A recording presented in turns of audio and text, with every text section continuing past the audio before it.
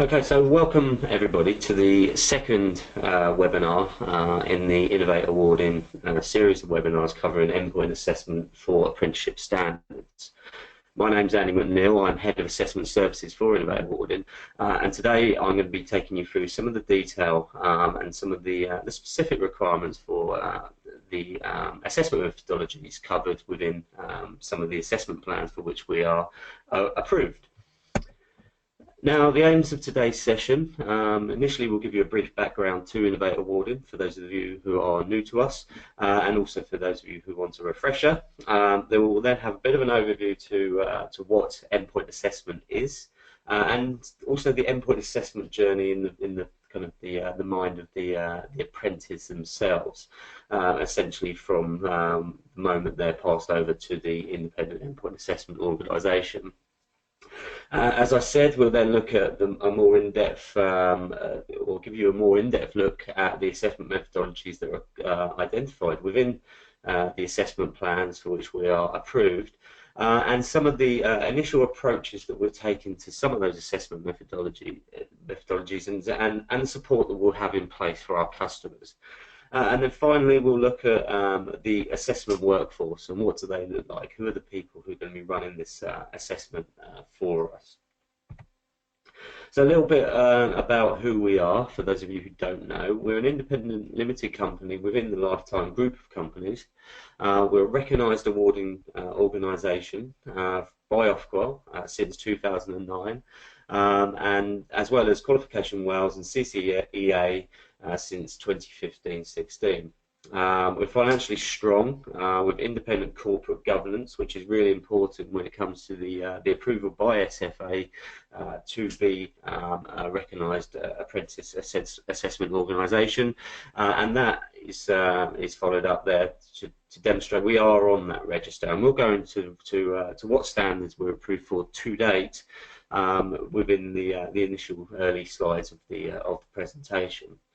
Last year we registered over 30,000 learners, which puts us in the top 40 of the 155 UK awarding organisations. And currently we offer apprenticeship framework qualifications in a range of sectors, so we can demonstrate competence and kind of experience in delivery within sectors that we are approved for standards endpoint assessment delivery for. So what is endpoint assessment? Now, this probably won't be new to many of you, but just an initial kind of overview. Assessment plans for all of the standards are designed by employer groups that represent the industry. And that's important, and that means that the standards being drawn up are very, very specific to the job roles that they cover. They must be delivered by a registered apprentice assessment organisation approved by SFA to do that, and as I said, Innovate Awarding are approved and on that register for 14 standards to date, and I'll tell you what they are very soon. The assessment starts following a gateway process at the end of the on-programme learning, and that process will ensure that the learner is ready to start what is a synoptic assessment journey, so the holistic kind of end-point assessment to take an overview of the apprentice performance at the end of that training period.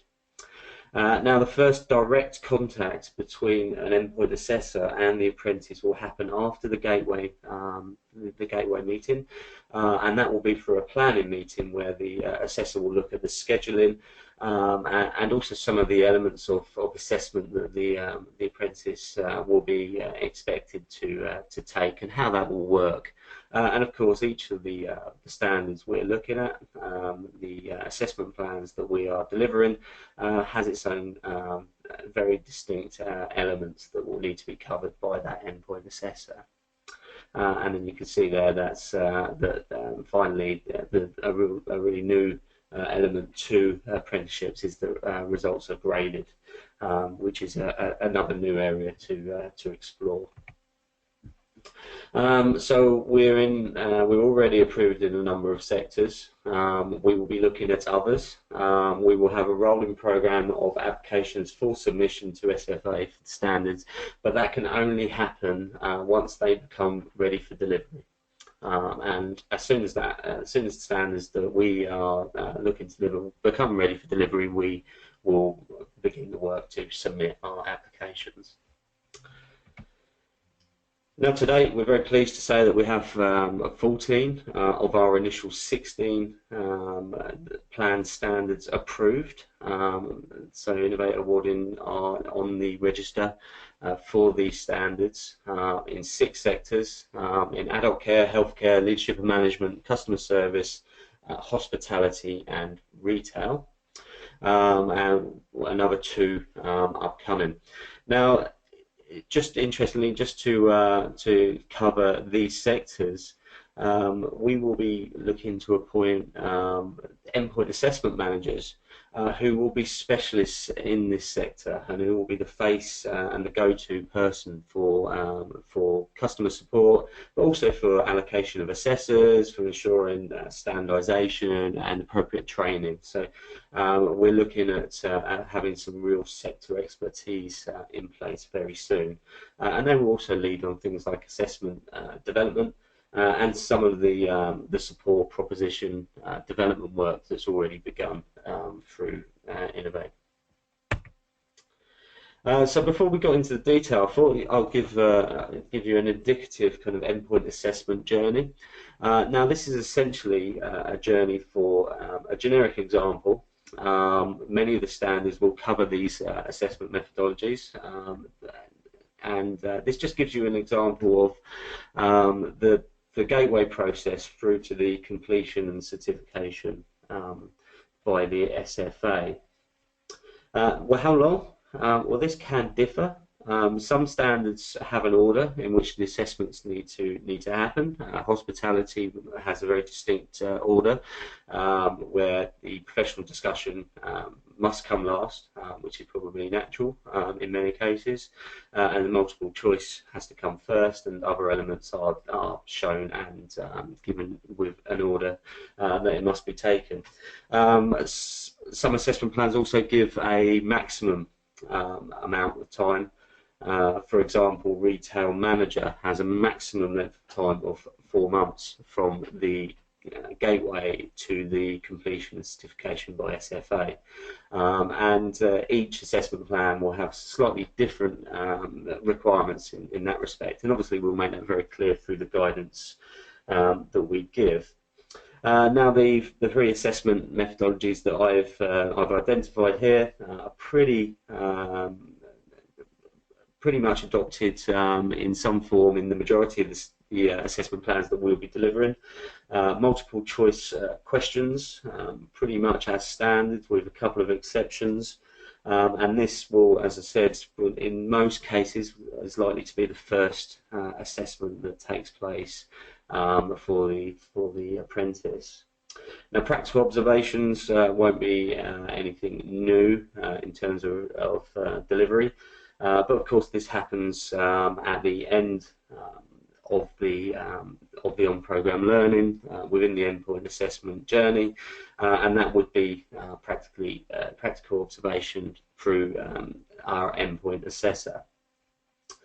And the professional discussion is, again, it's a format that is probably nothing new, but of course this professional discussion will happen in a controlled environment. It will be the Innovate endpoint assessor managing that process, and we'll go into all of these in a lot more detail. And then finally, it's Innovate Awarding's responsibility to ensure that the SFA are notified as to completion, so that certification of the apprentice can happen. Just an important note on the component elements that we've identified here within this diagram. Each one of the assessments that have been identified will be e-certificated by Innovate Awarding, so there will be component certification as well as the overarching apprenticeship certification by SFA. Okay, so initially what I want to do is to focus on one of the most commonly used assessment types, which is the multiple choice, or in some cases short answer question test. Now our approach to test is to keep this as straightforward as possible. We will obviously have to produce test specs for a number of standards, and in some sectors these test specifications are provided to us by the external quality assurance body. An example of that would be People First providing that information for hospitality and retail.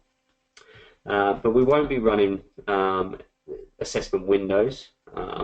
We will be making this scheduled on demand, and we're focused on the support the apprentices receive to best prepare them for the experience and give them the best opportunity to not only pass, but to also pass and achieve the best grade they possibly can. So support has been identified as a really key part of our proposition. Now, as I've said, multiple choice question tests are included within the majority of standards of assessment plans that we will be delivering, and it's based on a relatively standard set of principles. Now the timings and the number of questions do range significantly. Often more time is applied to the higher level of the standard, and of course more time will also be applied where there are short answer questions, and also there are extended answer exams in place. Some examples of timings: retailer, commis chef at level 2 is 30 minutes. Lead adult worker has identified 60 questions. And senior chef is 2 hours with 30 minutes reading time, and that's the same for retail manager as well, 2 hours with 30 minutes reading time. Each of those, the exams or the multiple choice question tests that we will be delivering must have an invigilator, and they must be taken in appropriate test conditions. But the invigilator does not necessarily need to be the endpoint assessor. There are very specific guidelines within each of the assessment plans, and we'll make that very clear to our customers. And they must be taken in appropriate test conditions, but that could be the employer premises.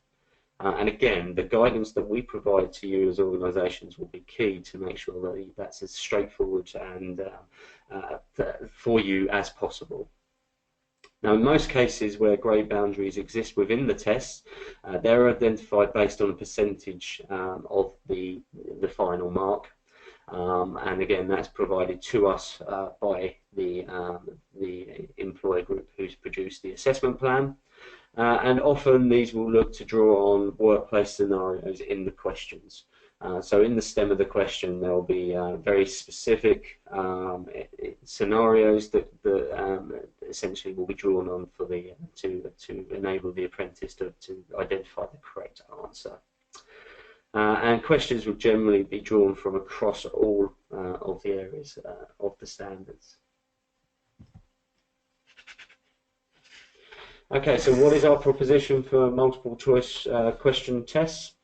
We will include the most appropriate and advanced e-assessment platform, which will be fully integrated into our own bespoke endpoint assessment portal, which is essentially an IT system that we're developing specifically for this, for endpoint assessment, and will house all of our support as well as the assessment guidance and in this case the e-assessment platform. Importantly, this will include our mock papers and practice areas for learners to experience both the system and the types of questions that we will produce. From May, we're looking to have a range of questions available for trainers and employers to help support apprentices starting on standards from May the 1st. And we'll be looking at phased developments of further support material in 2017 so that it's available for revision and practice across our portfolio, helping to ensure the resits required are limited. However, if a learner doesn't perform to the best of their ability, for whatever reason, Innovate will offer one free resit for all multiple choice tests that we offer, and that's standard to all those MCQs that are available.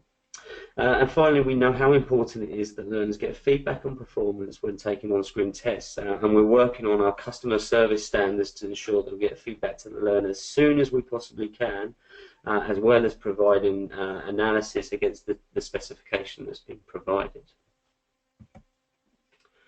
As I mentioned, some assessment plans have identified short answer questions or even extended answers, so more essay type responses. And Retail Manager is an example of where that has been identified. And the difference here to our multiple choice question test is that actually, rather than being computer marked, these will have to be marked by our endpoint assessor. And that's just an important distinction, and also something to bear in mind in terms of our service level agreement for the results, which will likely have slightly longer than for the multiple choice question test. Okay, so the second assessment type that we want to just dig into a little bit deeper is the practical observation. Now, seeing an apprentice perform relevant skills related to the stand has been implied in the majority of the standards that we offer endpoint assessment for, and we're developing our systems to ensure that the best assessors will schedule and assess apprentices with a minimum of disruption and ensuring the best experience for the apprentice so they can excel within their own environment and within the scope of the assessment. Some standards that we offer, such as adult care worker and lead adult care worker, haven't included an observation, but as I said, it is pretty consistently used within the majority of the others. And this focuses on observation in the workplace, so our assessors going in and observing in the apprentice's place of work. As I've said, we're looking to plan these in association with the apprentice and the employer.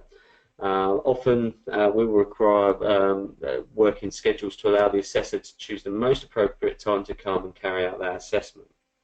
Now, one of the things that we want to do is we want to register our apprentices as early as possible on our IT system. Now, we won't have an upfront registration fee, but we see it's important as part of our relationship with our customers to ensure that we know where apprentices are in the country, and we know the approximate time when they will be moving into the endpoint assessment journey, so that we can start to look at our scheduling and make sure that we can pretty much react quickly to assessment requirements. Now, in some sectors, such as hospitality, the observation may be split to cover different activities. Example, there would be preparation and service, but it's intended that that's taken on the same day. Now, observations vary in length quite significantly, in fact, but in most cases they've been outlined within the assessment plans. Example lengths of time ranging from 1 to 4 hours. Is for healthcare support worker, we're looking at 90 minutes. For commis chef, a 3-hour observation in the workplace, and for hospitality supervisor, 4 hours. Now, not all of the practical observations are graded. Many of them are. Grading's scored and graded by our endpoint assessor, but some, in fact, are pass-fail. But the learner will know what the minimum requirements will be to be demonstrated within the observation, and we'll also provide some very good support and kind of guidance as to what will be expected of the apprentice and how our assessor will work in terms of practical observation.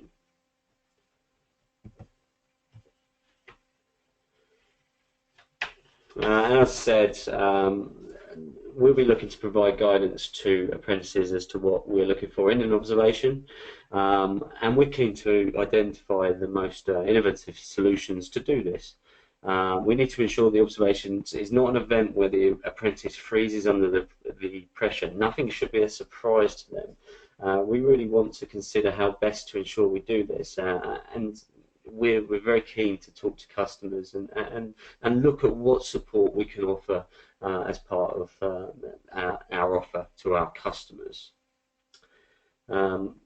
Of course, all assessment professionals are our own responsibility, and we'll carry out the functions for Innovate. However, we are keen to explore solutions to provide the best assessors meeting the rigorous requirements set by the assessment plans, which essentially allows us to be a recognised apprentice assessment organisation.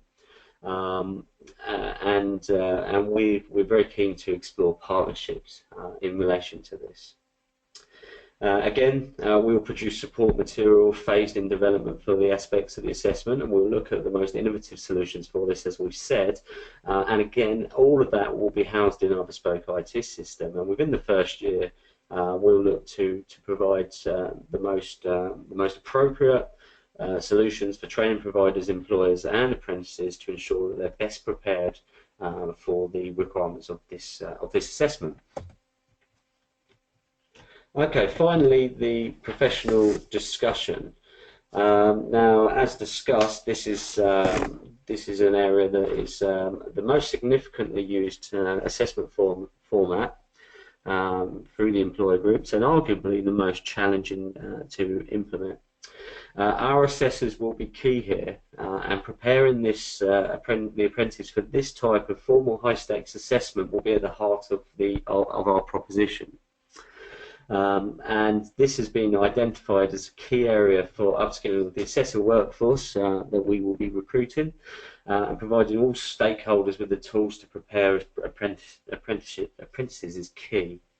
Now, the professional discussion will be a structured meeting in most cases, and that will take place between the endpoint assessor and the apprentice, and in some cases, a number of cases, will also include the employer, which is likely to be someone like the line manager, but not necessarily so. It's a structured meeting. It will likely take place face-to-face in many cases. In some cases, it can be over video conferencing.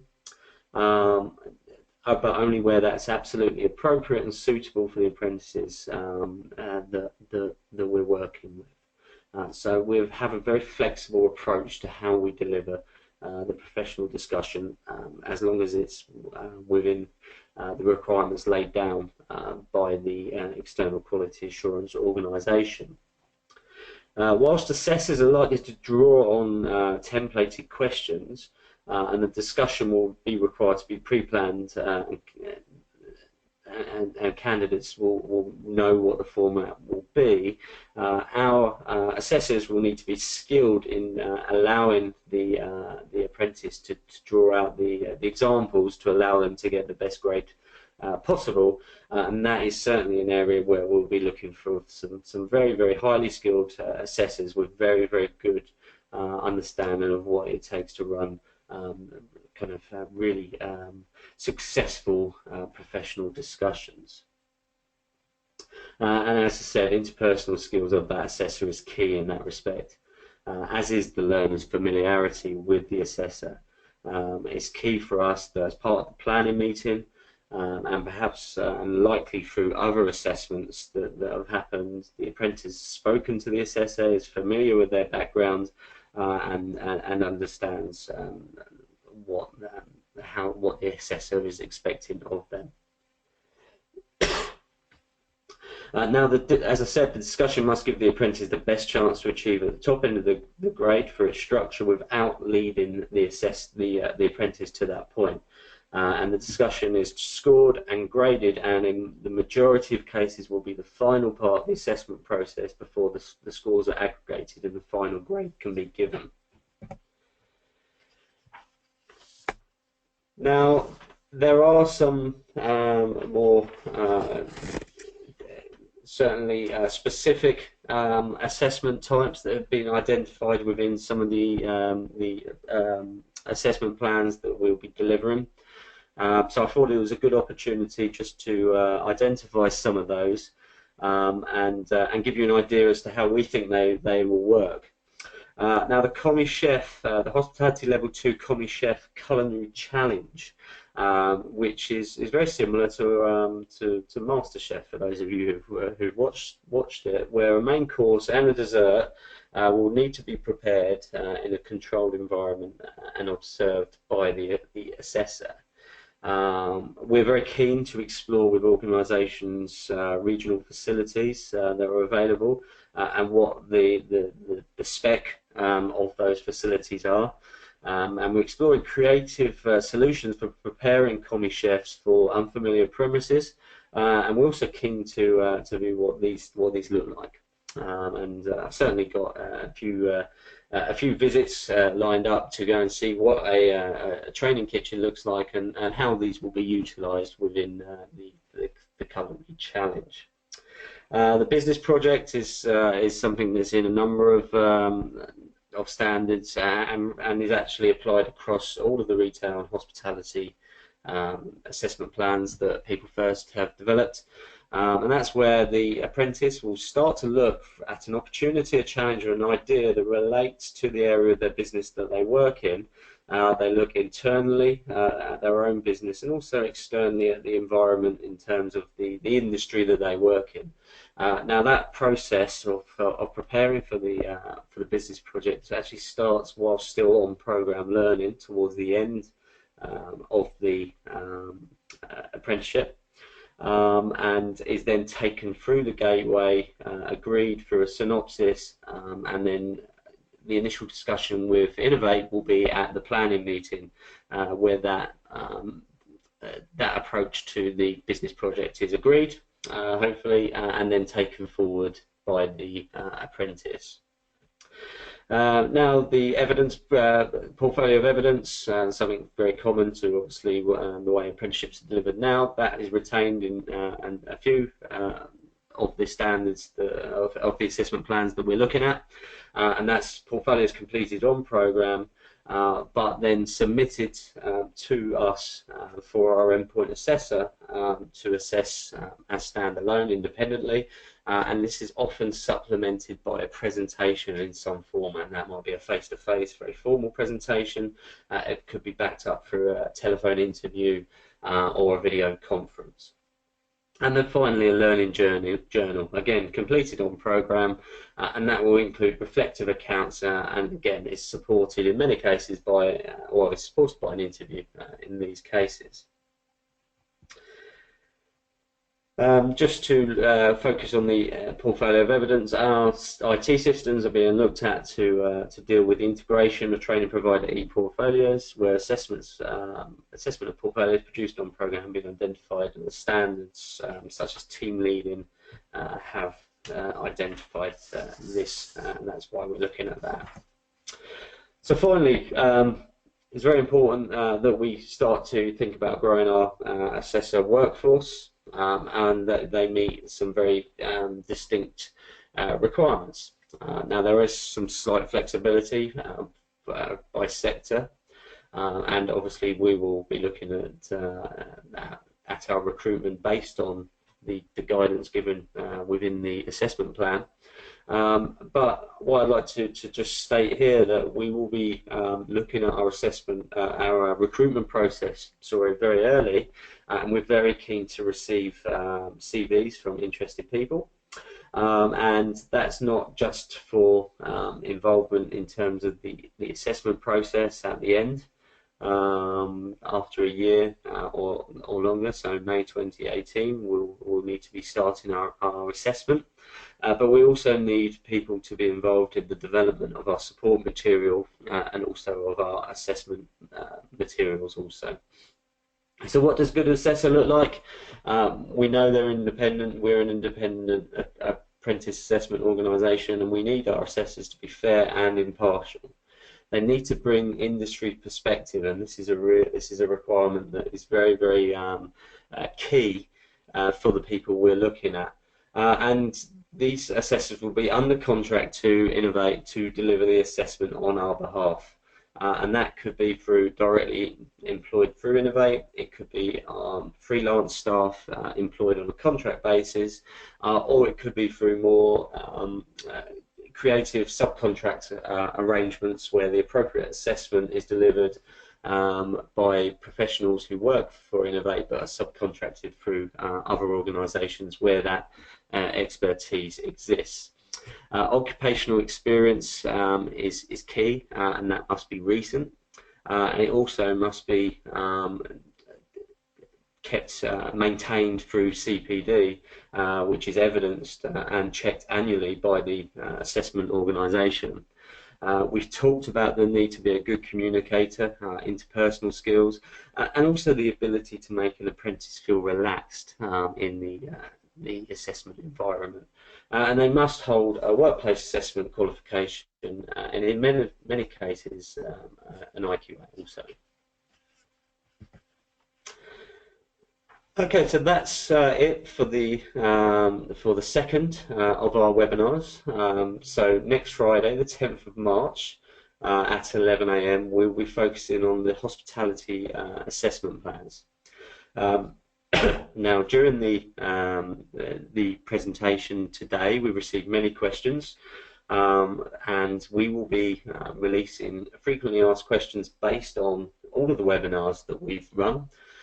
So that there's a one-stop shop for our customers to go and find the answers that they require.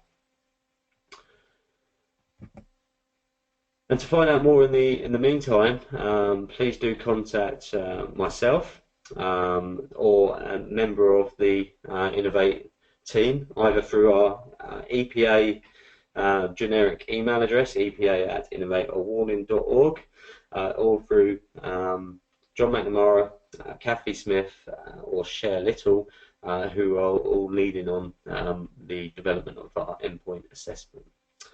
So, and leaves that with me just to say thank you very much for your time today. Please do get in contact with us if you're interested in working with us. We're more than happy to talk to you. Again, for those of you who are registered on the next webinar, I look forward to talking to you there. Thank you very much.